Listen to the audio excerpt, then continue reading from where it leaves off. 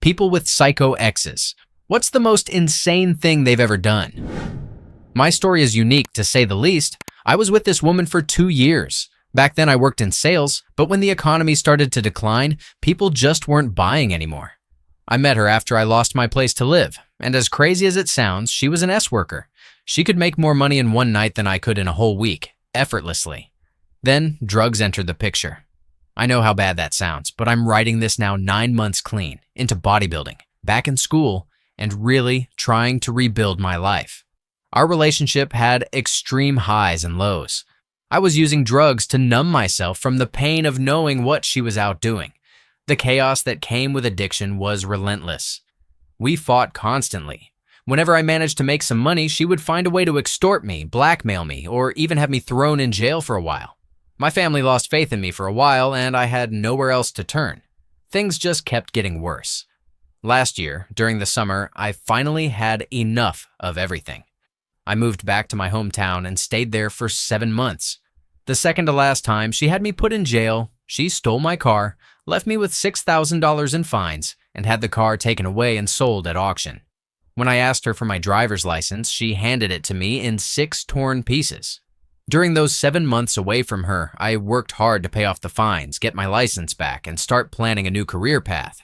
But she never stopped harassing me, calling, texting, promising that she had changed. She told me she wasn't working anymore, wasn't using drugs, and just wanted me to come home. For some insane reason, I believed her and went back. This time, just when I was about to buy another car, she robbed me and had me arrested again. And that last time, I was locked up for far too long. When I got out, I found out she had stolen my television, my computer, set fire to my clothes, and completely emptied my bank account. I had a few months clean, 3 of those months while I was locked up, and I told myself I was done. Done with her. Done with the drugs. Done with everything that had been destroying me. I didn't even care about my stuff anymore. I just needed to get away and stay away. She started actively stalking me online. I can't even use Facebook anymore because of her. She hacked into my email too. And that's where things got even crazier. I got a new phone contract and linked it to my new email address. Around that time, I met a new woman at school. I liked her, but she was heavily into drugs and things went downhill fast. I accepted that it wasn't going to work and moved on. A few weeks later, my ex somehow got my new phone number. I changed it thinking everything was finally secure, but apparently it wasn't. Out of nowhere, the new girl texted me, telling me to stop stalking her. I was shocked. It turned out my old compromised email was still linked to my phone account. That gave my ex access to my phone records and personal information even after I changed everything. She took the number I had just gotten rid of, started impersonating me, and began harassing the new girl. She even got into my iTunes, pulled photos from my iCloud, and used them to make it look like I was the one doing all of it. The police got involved and were going to charge me with harassment. It was incredibly hard to explain everything that had happened. The new woman hates me now, even though I literally did nothing wrong. I called the phone company and told them I couldn't access my account online and suspected foul play. They told me, just last night, that my old email had been used recently to log in, which explained how my ex was able to do all this. I'm just grateful she didn't completely destroy a relationship I truly wanted. The police won't do anything to help me. All I've ever wanted is to be left alone. Lately, the stress from all of this has been overwhelming. I honestly don't understand how someone can get away with this kind of thing. If I had done anything like that, I'd be in jail, without question. Story 2. We met while both receiving treatment at a mental health clinic. We connected almost instantly and made our relationship official within a week. Even in the beginning, things were challenging. The doctors advised us to take things slow and focus on recovery, but we didn't listen. We hoped our story would turn out like one of those romantic novels where love conquers all. After a couple of months, though, I began to realize that something didn't feel right. Still, I couldn't bring myself to end it. Eventually, we were placed in separate programs. When we reunited, it felt like our emotions had only grown stronger. Our connection seemed deeper than ever. But over time, things began to change. During family sessions, I often felt uneasy. Our relationship started to lose its spark, and I realized we didn't share as much as I thought we did. Still, I held on tightly. Maybe because I didn't want to be alone. After Christmas, everything started to fall apart. We began arguing constantly, almost every day, for the next 8 months. Looking back, I think much of it came from me not being honest about who I was and not realizing soon enough that the relationship wasn't right for me. She was very structured and organized. While I tended to be more spontaneous and chaotic, we saw the world differently. Our personalities just didn't fit. She was quiet and reserved, while I wanted someone more active, open, and playful. Over time, things became emotionally heavy. I started feeling like no matter what I did, it was never enough. I kept trying to improve, but the pressure only grew stronger. What once felt like unconditional love slowly turned into constant tension and fear of saying or doing the wrong thing. I stopped feeling free to live my life, to go out, see family, or even relax without worrying about another argument. It was exhausting living in that kind of fear, feeling like I was always the problem. Eventually, things reached a breaking point. The arguments became too intense, and that moment made me realize I needed to walk away for my own safety and peace of mind. A few weeks later, with what I thought was a big heart, I decided to go back to her.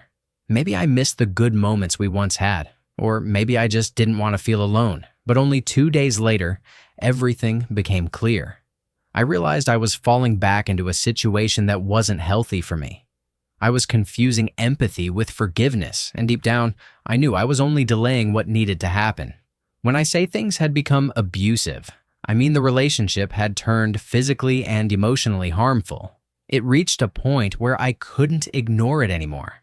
Eventually, I found the strength to walk away. Part of me still wished things could have worked out, but I knew I wouldn't find peace or happiness staying in that situation. I blocked her everywhere I could, even through email. But she kept reaching out, and her messages found their way into my spam folder. Out of curiosity, I sometimes read them, even though I knew I shouldn't.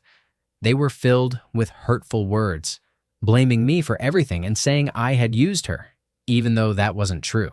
She even reached out to my grandfather. I don't know exactly what she said, but whatever it was, it changed everything. He told me to live my life without him, that I should be ashamed of myself, and that I needed to think deeply about who I was. Hearing that from him was one of the most painful moments of my life. Later, we met again, trying to stay friends.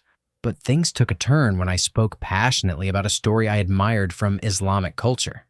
Somehow, she took it the wrong way. The truth is, I had already chosen to convert to Christianity some time before, partly because I wanted to understand her beliefs better and feel closer to her. But when she began speaking negatively about other faiths, I lost my composure. I couldn't handle how harsh and defensive it felt. Our conversation turned into another argument, and that's when I realized even friendship between us wasn't possible anymore. Later on, when my grandfather got involved, I felt both disappointed and angry. It hurt that he only seemed to hear her side of the story. But honestly, knowing how bad I am at explaining things, I can't really blame him for misunderstanding. To be fair, he's done a lot for me, offered support, both emotional and financial, and I didn't always treat him the way he deserved. Looking back, I realize I leaned on him too much, especially when he was already going through his own challenges. A few days ago, she sent me a message saying that if I didn't apologize to him, my current struggles would feel small compared to what could happen next. It came across as a warning, and it left me uneasy. The difficult part is that I no longer live with her, but my mail still goes to her parents' home, the same place where I once rented a room when I had nowhere else to stay. I don't know if what she's doing is a cry for attention or something else, but I just don't want her using any information she still has access to against me. I've already admitted everything I needed to, the ways I contributed to our problems, how sorry I felt for not being honest from the beginning, and how guilty I was for seeking comfort instead of being clear about my feelings. But somehow, that still wasn't enough. Now, I'm focusing on healing and spending time with new friends. I've even met someone new, a person who makes me feel proud of who I am. She helps me see my worth and reminds me that I can be confident, capable, and strong in healthy ways. I've learned something important. Harmony matters more than passion alone. When you stop feeling right in a relationship, it's kinder to both people to be honest, instead of holding on and creating false hope. It's better to walk away and make space for someone who's truly meant for you, someone who values you for who you are, and who's been waiting for that same connection all along. The fun date I had today, and the sense of harmony that came with it, opened my eyes to one simple truth. It's always better to choose someone who shares your values, interests, and outlook on life. She reminded me what real connection is supposed to feel like. This time, I didn't rush anything. I just let things be. I told myself, you know what? Whether this turns into a relationship or not, I'm just happy to enjoy the moment and appreciate this person's company. I've realized it's far more meaningful to be with someone who's playful, cheerful, and emotionally balanced, someone who brings out the best in you, instead of staying in relationships where both people end up hurting each other, using pain as a way to feel less alone. At this point, I honestly don't know what to do. I feel deeply sorry for the person I used to be, ashamed of the choices I made and the way I handled things. But I also don't want to reach out to her and say something impulsive that might only make things worse. Sometimes I wonder if I should take her words seriously or just let them go. One day she reminds me of the good moments we shared, and the next, her messages turn dark and angry. It's confusing and unsettling. I worry about what might happen if she sees me with someone new, if she might say things that could harm my reputation or the relationships I'm trying to rebuild. It's hard not to feel anxious when someone from your past still holds that kind of power over your peace of mind. Right now, I just want to protect my sense of calm, focus on the people who truly care about me, and move forward without fear. Story 3, I was at university one day with my girlfriend. She wanted me to leave so I could take her home. I had driven us in that morning even though I didn't have any lectures, and I stayed around so I could give her a lift later. While we were there, I got caught up in a piece of work that I couldn't really stop in the middle of, so I told her to give me half an hour. I suggested she do some of her own work next to me, but she said she couldn't focus and decided to leave. A little while later, she called me to say she had walked into town. I told her that she really needed to find a way to focus somewhere. She always said she couldn't concentrate at my place or at hers, but she seriously needed to get her work done. She started shouting at me, really shouting. I told her to stop yelling and hung up the phone. The situation quickly escalated to the point where she vandalized my car with food and soil, all when I had only wanted to take her home. When I finally managed to get her out of my car, after she admitted she was refusing to leave just to waste my time, she took my USB drive. It had everything on it: my work, personal files, and old photos with exes that I hadn't yet deleted.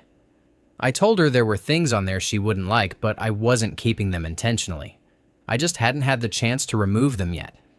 Some of those files were deeply personal, pictures of my late dog and relatives who had passed away. When I got home, I realized she had taken my pen drive. Soon after, she sent me a flood of text messages saying she had seen everything on it. I completely ghosted her after that. She hasn't tried to get in touch since. It was a 3-year relationship. She's 27 and I'm 23. I still miss her, but I'm focused on finishing my degree and don't want to reopen that door. The woman I loved left no room for redemption when she went looking for things that would only hurt her. I had asked her before not to do that because I didn't want her to feel pain. And honestly, that level of snooping is a deal breaker for me. Story 4. I was in a relationship with a man who eventually became abusive, and since our breakup, he has continued to stalk and harass me. During our relationship, he had full access to my phone, and I suspect he installed monitoring software. I've replaced my phone multiple times to try to stay safe. He also had access to my car keys. Lately, while driving, I've heard what sounds like his voice making insulting remarks through the car speakers, even when the car isn't running. I've removed the speakers, but the issue persists, and I'm concerned he may have tampered with the car's audio system. While we were dating, he had unrestricted access to my home. Recently, I've been hearing what sounds like his voice insulting me during everyday activities. Sometimes, it seems to come through my television or other parts of my home, and I fear he may have tampered with my belongings. At night, I often hear him outside or nearby, making cruel remarks or laughing quietly. It's frightening and has made it difficult to feel safe in my own space. When we were together, he learned all my favorite places to eat and drink. Now, I often see him at those same spots, waiting for the noise to rise before yelling the same insults I've heard so many times. I have recordings of the verbal harassment and evidence that my phone was compromised. I want to be clear, I'm sharing this because it's real and deeply frightening.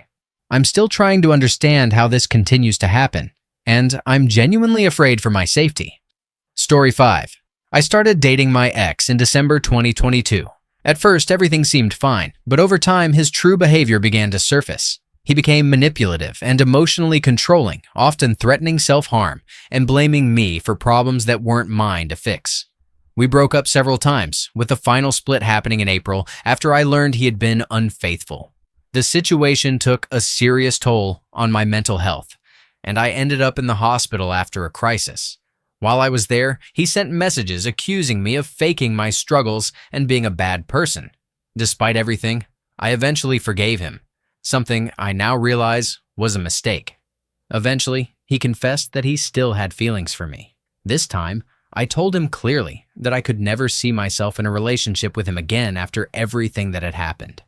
He didn't take it well and accused me of playing with his emotions, which wasn't true. After that, we stopped communicating, at least for a while.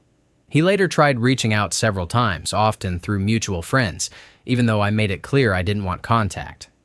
Months went by quietly until recently when he began messaging me again from multiple social media accounts, flooding my inboxes with unwanted messages.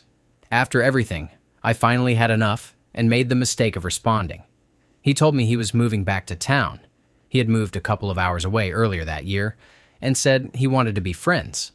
I politely declined, but told him I didn't want any drama and was fine with keeping things civil.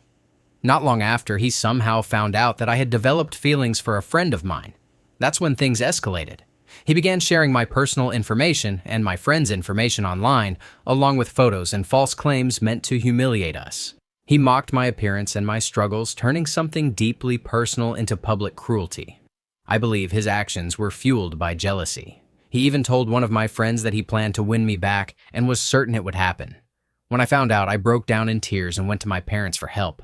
They immediately contacted the police after learning that he had also made threatening remarks about me, my best friend, another friend, and some of my classmates. I met with the police today, and they told me they plan to reach out to him and his family. They also mentioned that a no-contact order may be put in place, although that hasn't been confirmed yet. Is it possible to get a restraining order? I don't want him coming to my school or workplace to bother me in person. I'm wondering what other legal actions I can take. I live in Ontario, Canada. I'm not sure how I ended up in this situation at such a young age, and I honestly don't know what to do. For evidence, I have thousands of screenshots going back to December. Story 6. I was in an extremely abusive relationship with an ex-convict for about 10 months. I'm 20 years old and he's 31. I've written a few threads about him before. 9 of those months were spent trying to leave. He went to jail on April 1st for a misdemeanor and was there for about a month. During that time, I finally began to live my life again. I spent time with friends and family and started to feel like myself for the first time in a long while. I also met someone new during that month and we became close quickly. For context, when he went to jail, I told him several times that our relationship was over and that I didn't want to be with him anymore because of the abuse and his drug use. He never really accepted that it was over. When he got out of jail about 3 weeks ago, he acted as if nothing had happened and tried to be with me again. A few days later, he found out that I was seeing someone new, and he became violent. I was seriously injured and had to get medical treatment. I immediately called the police, but he fled before they arrived. He eventually went back to his home state. He had been living in mine to be with me. The police filed a report and issued me a protection order to bring to court, which would prohibit him from contacting me.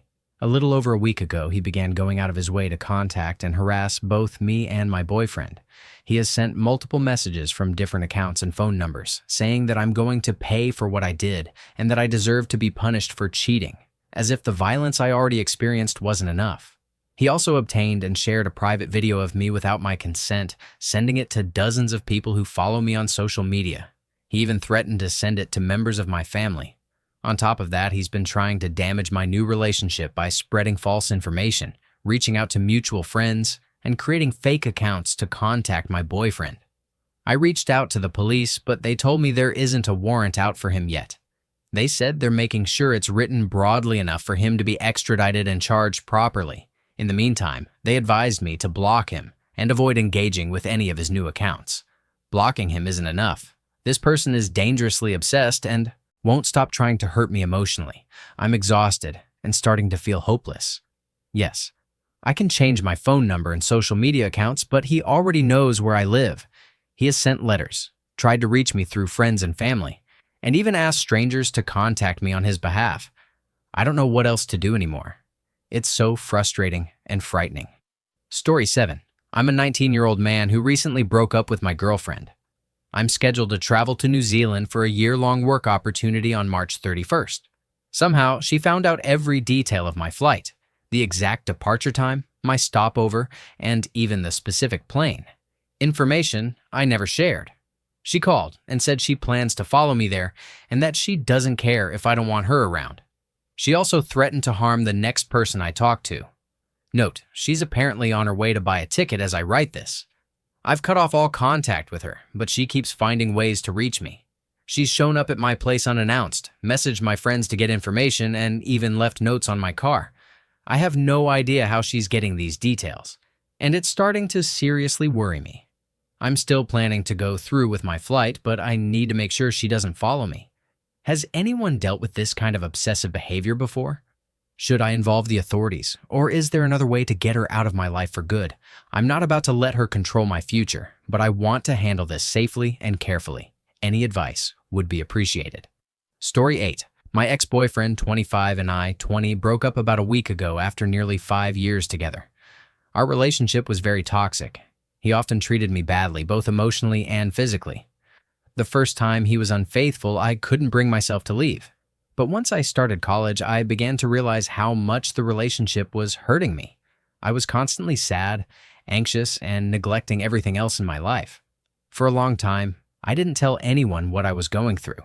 When I finally opened up to my friends, they encouraged me to end things right away. It was incredibly difficult, but after building up the courage, I began asking him to let me go about a month and a half ago. I blocked him, but he started calling my friends to ask about me. About a week ago, he said he would only let me go if we met in person one last time to end things on a good note. I agreed, thinking it might bring closure. When we met, he was angry and said some really hurtful things. At one point, he tried to act aggressively, but there were people around, so he stopped. When I calmly explained why I couldn't stay with him, he got even more upset and smashed my phone. I was terrified and tried to leave on my scooter, but he threw my keys into the bushes. I couldn't find them and felt completely helpless. I borrowed someone's phone to call my parents and told them everything. They panicked and called him, asking him to take me home safely. He did. And when we arrived, my parents asked him to come inside. We ended up having a heated discussion, and my dad eventually told him to leave. Not long after he left, my relatives started calling. Apparently someone had sent them pictures and messages about me. When my dad called him, he admitted that he was the one who sent them.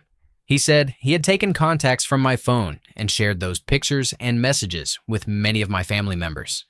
He told my dad that he had planned everything, that if I didn't stay with him, he would share those things.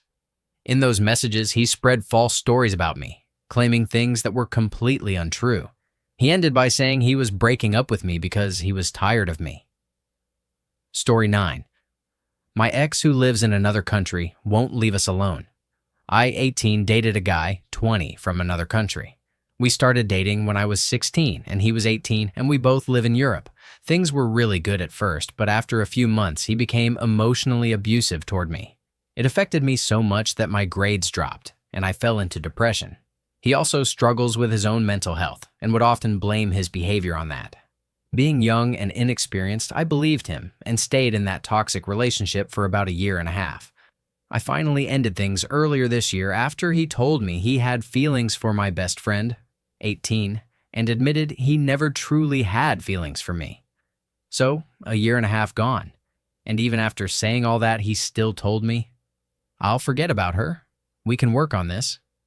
Absolutely not. He then begged me to stay in his life and remain friends, and for some reason I agreed, mostly because I didn't want to lose my best friend.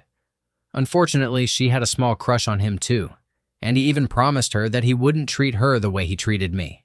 But of course, his hurtful behavior toward me continued. Eventually, I realized it wasn't worth putting myself through all that just to hold on to a friendship. Naturally, my relationship with my best friend was affected too because before all this, it used to be the three of us. After a month or two, he went to visit my friend and even stayed at her house. While he was there, he started behaving in deeply alarming ways, saying disturbing things about wanting to harm others and crossing serious boundaries with her. After seeing that side of him, she realized how unsafe the situation was and decided she didn't want any contact with him either. We've both blocked him on everything now. Our friendship is stronger than ever, but he keeps trying to contact us through new accounts and platforms. He even made a DeviantArt account just to message us there and has been reaching out to our real-life friends on Instagram asking them to convince us to talk to him. We're both really scared because he seems unstable, and we're worried that if he's pushed far enough, he might lie to his parents or find another way to track us down. Is there anything we can do about this, legally or otherwise? By the way, I already texted his mom and told her about him saying he wanted to hurt his dad. Story 10. My friend's ex-boyfriend is completely out of control and refuses to leave her alone. She's 19 and he's in his 20s, but throughout their entire relationship, he was physically, emotionally, and mentally abusive toward her. When she finally left him, he somehow got hold of her spare car key and took her car without permission for several days. He's also taken her wallet, hidden her driver's license, and stolen money from her. To make things worse, he used her car to meet other people and even brought them to her apartment while she was still living there. After her lease ended, she moved back home to her mom's place for safety. In the past 2 days, he smashed my friend's windshield, and this morning, she woke up to 2 slashed tires. She had to use the spare. The police have been called every time, but nothing effective has happened yet. It's exhausting to watch her go through this. I can't imagine how terrified she must feel. I'm scared the police will only act after something very bad happens. What other options do we have besides calling the police? How can she get protection or stay safe if she ever needs to defend herself? Story 11. I broke up with my on and off girlfriend for good a week ago after an argument where she said something like how I'd never had to work for anything, a comment she knew would hit a nerve. That's when I realized I didn't want to deal with her manipulative behavior anymore. Now she's convinced I've been leading her on for the past few weeks and says she wants to ruin my life and make me pay for it. This is where things really escalated. Last night, she kept blowing up my phone, trying to get me to respond. She sent over 50 texts and left around a dozen voicemails filled with angry messages, all of which I still have saved as evidence. At this point, it feels like harassment. I eventually turned my phone off because every time I blocked one number, she'd just make a new one using a free texting app.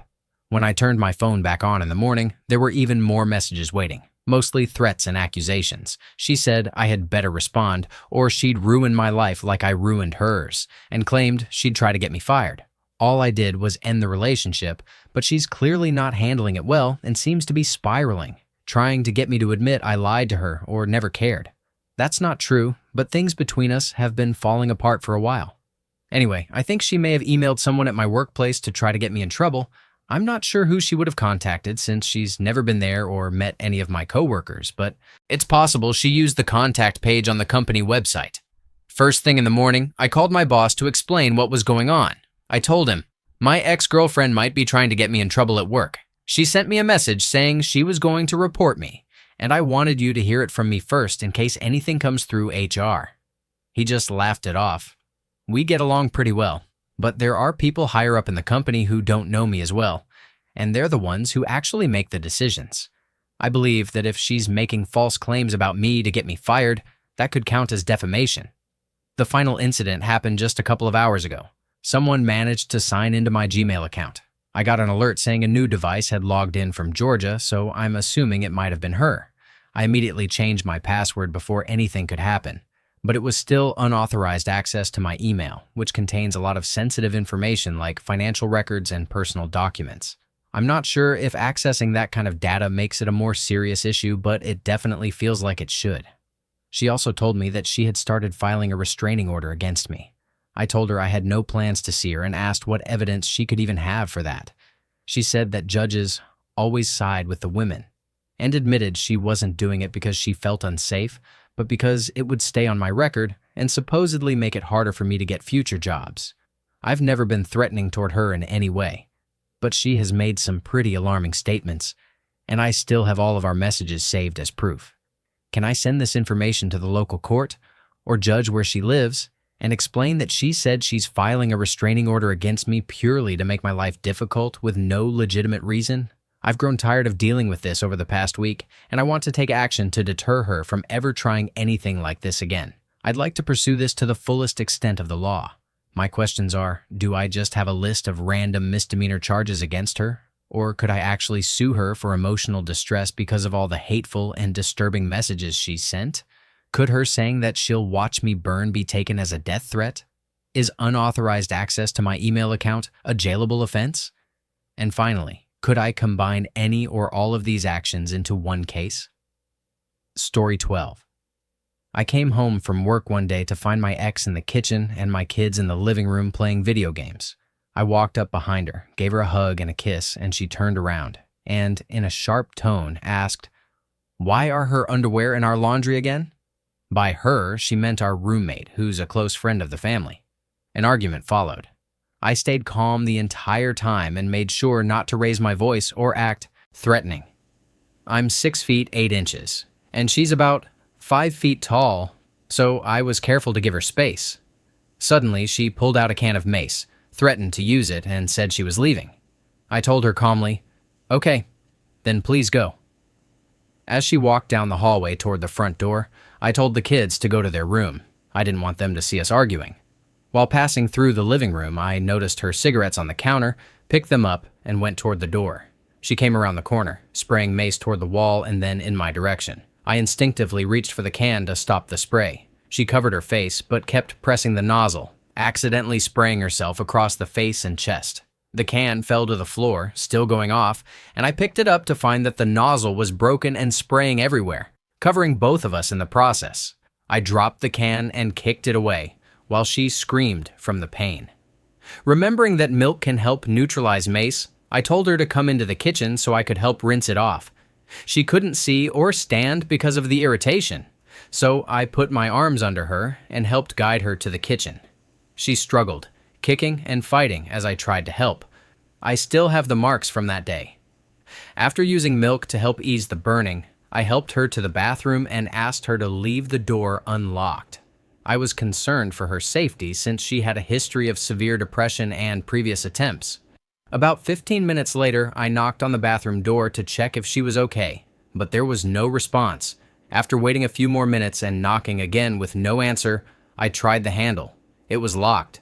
I called out to her once more, and when she still didn't respond, I forced the door open and saw that she was in the shower. The running water had drowned out the sound of my knocking. When I got her attention, she started shouting at me to leave and kicked the shower door toward me. I reacted instinctively, pushing the door back, but it came off its hinge and shattered against the wall. In the commotion, she slipped and hit the back of her head on the shower wall. I immediately knelt beside her to check if she was okay. Her eyes were open. She was breathing, but she wasn't responding to me. I turned the shower to cold and sprayed her to help her snap out of it. She suddenly came to and started yelling, "Why did you hit me?" I stepped back, trying to explain that she had slipped while kicking the door open. She demanded a towel and said I'd be in serious trouble for it. I warned her about the broken glass and helped her to our bedroom, where we kept arguing for most of the night. A few days later, I came home to find the house in chaos. Only the valuable things were gone, mostly hers. She had moved out to her mother's place with our child. Not long after, she filed a report and a restraining order, claiming I had made threats and driven by the house, which I hadn't. I called her but never said anything threatening. I was just trying to find my kids and make sure everything was okay. A few months later, it came out that she and her mother had been coaching them, but my kids told the truth about what really happened. A few days later, I went back to work and told management about what had happened, mainly because her new boyfriend, my former best friend and coworker, had threatened my job. HR called me in and placed me on paid leave pending an investigation, which eventually led to my termination. In her police report, filed a week later, she claimed that she had used mace in self-defense and that I had taken it from her and sprayed her, none of which was true. She also accused me of physical aggression instead of helping her, which didn't happen. Around that time, My roommate, the one whose clothes had ended up in our laundry, came to me upset. She said my ex had threatened her and admitted that she and her mother had planned the incident to get a charge against me so she could take the house and kids, then move her boyfriend in. She didn't succeed, though, and even revealed her plan in a dramatic, almost movie-like way. To make things worse for her, there was an audio recording from the day after the incident where she's clearly heard telling a mutual friend that I was trying to help her after she accidentally sprayed the mace herself. When I spoke with the sheriff handling the case, I asked if he could come out, document my injuries, and take my statement. He declined, saying that if he came in person, he'd have to make an arrest based on the report. Instead, he told me to stay calm, stay quiet, and wait for the subpoena. Over the next few months, my ex and her family made several attempts to have me falsely accused. It reached a point where the local police, who already knew where I lived, stopped visiting in person. They'd just call instead to check in and ask what was going on this time. Eventually, I was arrested and charged in connection with the incident. I bailed out and now have my preliminary hearing coming up next week. I honestly believe I have a strong case. My roommates can testify as witnesses, and I have an audio recording, along with numerous messages and emails showing that she had been making threats and talking about changing her story. Still, the potential sentence is severe. If things went the wrong way, I could be looking at decades behind bars, long enough that my kids would be grown by the time I got out. My family thinks I should take the plea deal, but I can't bring myself to do it. I didn't do what I'm accused of, and I don't want to give up without standing up for the truth. Story 13. I've been dealing with ongoing harassment from an ex since we broke up last December. Soon after the breakup, he became upset and threatened to take me to small claims court over gifts he had bought me and airfare he'd purchased for a trip we planned together. I told him he wasn't getting anything back for gifts. About a week later, he reached out to apologize, admitting he only said those things out of anger. He told me I could use the flight credit and said he wouldn't be pursuing anything legally. He also made it clear that everything he had given me was mine to keep, and I have messages proving all of this. I didn't respond to that email, but he kept contacting me. He said he wouldn't stop unless I got back together with him, and even posted a private photo of me online, along with other inappropriate things. After that, he started asking for some of his belongings back, a Fitbit, and a few personal items he'd left at my place. I told him that since the Fitbit had been a gift, I wasn't obligated to return it, but that I'd be willing to send it back if he covered the shipping costs. He went off again, insisting that he had only lent me the Fitbit and saying he wanted to give it to my new boyfriend who actually cares. His behavior had become increasingly erratic. After I received the shipping label, he stirred up more drama, trying to bait me into conversations, messaging my friends, and attempting to turn them against one another. That's when I decided to go to campus police and file a report. I told them I had already shipped back the items he asked for and requested that the officer contact him to confirm this and tell him to stop reaching out to me. Once the officer called, my ex apologized and said he would stop contacting me. About a month later, he started again, making fake profiles on dating apps to message me. I recognized it immediately and told him I would be going back to the police. He begged me not to, but I went anyway and filed another report. The officers advised me to file for a restraining order. Soon after, he began contacting me again using fake numbers, asking if I had gone to the police. I went back, filed another report, and had the officers call him again, instructing him to stop. He apologized to both the officer and me, but right after the call, he sent me another message, lashing out about it. That's when I realized he wasn't going to stop, and I decided to move forward with the restraining order. I now have a temporary restraining order against him. But just yesterday, I opened my mail to find a court summons. He had filed a small claims case against me, demanding that I return $900 for so-called gifts, along with the items I already sent back, airfare, a toothbrush, and some clothes I had thrown out. The reality is, he only ever asked for 3 things, all of which I returned. I've since filed a harassment claim because this is clearly a frivolous lawsuit. I have proof that he previously threatened to take me to small claims court if I didn't respond to him, as well as messages where he said everything he had given me was mine. I also have documentation from the police confirming that I shipped his belongings back, and messages showing he admitted he only made those legal threats out of bitterness. I'm not sure if I'll win, since technically anyone has the right to sue, but given the circumstances, I've been told I have a strong chance. Story 14. My crazy ex-girlfriend stole $5,000 from me. I was with this woman for about 6.5 years. Our relationship ended at the beginning of April after constant arguing and not getting along. I even paid for couples counseling, but eventually we both agreed it just wasn't working. By that point, it was closer to June. We still had a lease that ran through November, and since I needed time to find a new place, I agreed to move out at the end of July, just like she wanted. A couple of weeks ago, I went to a bar and saw my ex there with a mutual friend. It triggered one of the worst panic attacks I've ever had. The mutual friend kept saying things to provoke me, which made my anxiety spiral out of control. I felt so overwhelmed and paranoid that I asked the people I came with to leave me there. I ended up sitting outside the bar all night, unable to calm down until sunrise. Then, I finally took an Uber home. Last Friday night, I confronted her about what had been going on. She went upstairs, and since we still knew each other's passwords, I looked through her phone and confirmed that she'd been involved with someone else. When I brought it up, she became extremely upset and started coming after me, chasing me around before running back inside and locking the door. Then she said she was calling the police. I started walking to a friend's place about half a mile away, and that's when the officers arrived. They accused me of taking her phone and getting physical with her. I was angry about the false claims, so I decided not to make a statement and told them they could speak with my lawyer instead. They arrested me, and now I'm facing charges for allegedly taking the phone and for a minor altercation that didn't happen the way it's being described. Because of the court's no-contact order, I haven't been able to go back to my place to get my things. I turned myself in on Saturday morning and was released Sunday afternoon, since I missed my first appearance after being booked late. While I was gone, my ex decided to gather most of my belongings and drop them off at a friend's house. Unfortunately, a lot of my things were damaged. The mirror on my car was broken, and at first I thought my safe was missing completely. It turned out she had packed it into my car along with everything else, but when I opened it later, about $5,000 was gone. I'm completely distraught over this entire situation. I'm still trying to organize my things and make the spare bedroom livable again. Story 15. Almost 18 months ago, I finally left a deeply unhealthy and manipulative relationship that lasted just over a year. There were times when I genuinely feared for my safety, and I'm grateful to have made it out and begun to heal from the lasting emotional trauma. At the time, I cared for her deeply and didn't recognize the signs of abuse until much later. Since then, I've worked hard to rebuild my life and am now in a much healthier relationship. Unfortunately, my former partner has continued to spread false rumors about me, claiming I did things that I absolutely did not.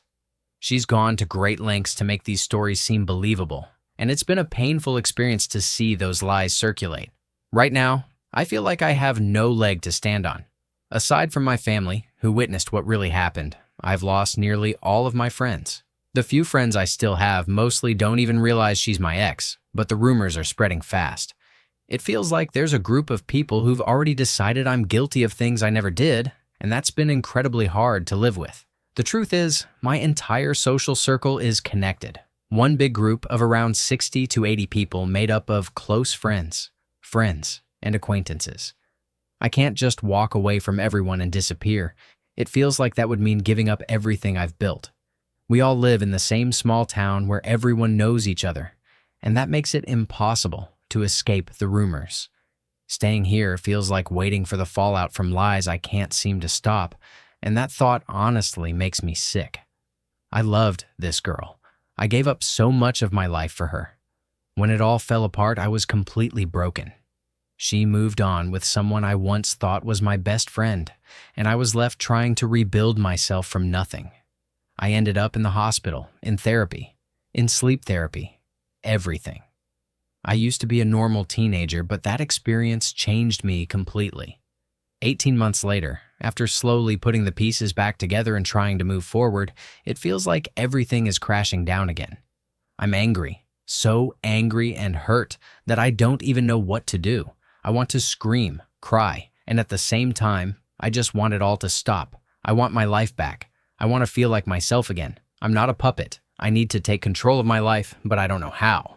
And as long as I'm here, unable to leave, it feels like the past keeps finding new ways to pull me down. Story 16. So I'm in a situation right now, and honestly, I don't know what to do. There's this guy I've known since 4th grade, and earlier this year, around March 2025, He told me he had feelings for me. I decided to give it a chance, but things ended quickly because he started doing things that made me really uncomfortable, and it hadn't even been a week. At first, I didn't know how to tell him how I felt, and since I was in the middle of transferring jobs, I didn't really stay in touch. But he kept calling and messaging me non-stop, and eventually, I told him I didn't want a relationship. He asked if we could stay friends, and I agreed. But that didn't last. He kept reaching out constantly, and even said he might come to my house, which really scared me because that's where my mom and siblings live. Then today, as I was getting off work, he texted saying he was on his way to see me. I panicked and called my mom. I had to stop for gas, and just as I was finishing, he suddenly pulled up next to me. Apparently because my location was still on. Terrified, I got back in my car and drove straight home as fast as I could. By this point, my brother and his best friend had found out what was going on, so they waited outside for me to make sure I was safe. The guy kept calling and texting, and eventually he showed up at my house. Things got tense. My brother and his friend stepped in, and there was a confrontation. That's not what I wanted at all, and I never told them to do anything like that. Now, I've started getting messages from random numbers saying they know where I live and that they're coming to my house. I've been blocking every number and keeping him blocked too, but I'm honestly scared. I don't know if I should call the police or what to do next. I just want this to stop and to feel safe again. Story 17. So, my ex-fiance and I recently broke up after 3 years together. Our relationship was always a bit rocky. We'd go through ups and downs, taking breaks that could last anywhere from a few weeks to a few months. In total, we probably broke up about 6 times, but somehow always found our way back to each other. Then, in early May, a small disagreement turned into a big argument. She said she wanted to break up, but I told her I wanted to work things out. She asked me to leave, but I stayed for a bit longer because I was waiting for my dad to arrive. I needed to give him some money I was loaning him. She asked me to leave, and I said I couldn't just yet because I had money inside the house. I used to live there, but by then, it was her place. I just wanted to grab my money and go. Things got heated. She was trying to close the door while I was still near it, and in the struggle, I reacted in a way I shouldn't have. One of her nails broke, and she ended up calling the police, telling me to leave. That's when I realized it was really over. I thought maybe she was bluffing, like she had in the past, but this time felt different. I didn't want to act impulsively or make things worse, so I tried to step back and process what had just happened. So I waited outside for my dad. After a little while, she pulled up and then the police arrived. My dad left soon after, and I explained to the officers that I was just trying to leave. They asked me to wait and listen to both sides of the story. We were both honest, and our stories matched. She even told them she didn't want to press charges since I hadn't hurt her. She was just upset and wanted me to go. But the officers told us that because of how things happened, the state would still be pressing charges. They took me to jail that night. When I was released 4 days later, I learned that my ex and I had a no-contact order, meaning we couldn't speak to each other at all. Some people have said that because she's listed as the other party, she might be allowed to reach out, but I can't contact her in any way. Some people told me it was a 2-way no-contact order, but I never really got a clear answer. On my first day out, she texted me, and for weeks we went back and forth, talking about fixing things, but never actually deciding to try again. One morning, she told me she loved me, and later that same day, I found out she was seeing someone new. I was hurt and angry, and things got complicated after that. Not long after, I was reported for breaking the no-contact order. It was confusing because she had been the one reaching out first, and at the time, I honestly believed we were trying to make things right. Looking back, I realize I should have stayed completely distant, no matter what was said. But when you care about someone and think there's still a chance, it's easy to fall back into old patterns. Now, I've learned that there are warrants related to all of this, and I have court coming up in about 2 weeks for what I believe is the pretrial conference. I live in Indiana, and honestly, the whole situation has been overwhelming. My ex and I were on and off so many times, and yes, we both broke the no-contact order at different points. At one time, we really did love each other, but I can see now that things have changed. I've completely stepped back and haven't spoken to her in about a month. It feels like she's angry and wants to see me face consequences, while I just want to live peacefully and focus on my kids. It's such a sad and painful situation. I never imagined things would end up like this. Right now, all I can do is stay calm, follow the process, and keep trying to rebuild my life. Story 18. So, I'm a 34-year-old woman, and my little brother, who's 30, rents a place from our parents. His ex, let's call her E, has been living with him on and off for the past 2 years. They haven't actually been together during that time. She just tends to come back whenever things fall apart in her other relationships, and my brother, being kind-hearted, lets her stay. She's not on the lease and has never paid rent. He's been dealing with some serious personal struggles and legal issues in the past, and that's important to understand for what happens next. A couple of days ago, my brother finally told E that she needed to leave after she caused some drama online involving one of his close friends' workplaces. He told her, "You crossed a line. It's time for you to find a new place to stay." E got upset and said, "No, you'll have to make me. And if anything gets damaged, just know it was already like that." Unsure what to do, my brother called our mom for advice. She went over to his place and calmly told E, "I don't wish you any harm, but you can't stay here. We'll help you move since you don't have a truck, but you need to find somewhere else to live." E refused and said, "No, I know my rights. You'll have to evict me." My mom called the state troopers, and they told her that legally, E had to be given 10 days to move out. While my mom was there, my brother started taking photos of the house for documentation. As he walked past E, she suddenly yelled, "Ow, what did you do that for? Guess I'll check myself for bruises later." Now, my brother is one of the kindest people you could ever meet, almost to a fault, and he'd never intentionally hurt anyone. My mom was furious because she saw exactly what was happening and didn't want things to escalate. Knowing how messy the situation could get, she told my brother to grab his things and leave with her immediately. So, my mom filed an official eviction notice and gave it to E, setting her move-out date for December 25th. E told her that if she wanted her out, she'd have to take her to court. In the meantime, my brother hasn't been able to stay at his own home because we're worried the situation could take another bad turn. My mom's anxious about what might happen, whether something on the property could be damaged or if things might escalate again. I've been trying to stay out of it because I know I have a quick temper, but I'm honestly furious. E was literally at our house for Thanksgiving because she had nowhere else to go, and now she's turning everything upside down. It's just so frustrating to watch. My mom plans to talk to a lawyer on Monday. If anyone has any experience with this kind of situation, please don't hesitate to share. Thank you for watching.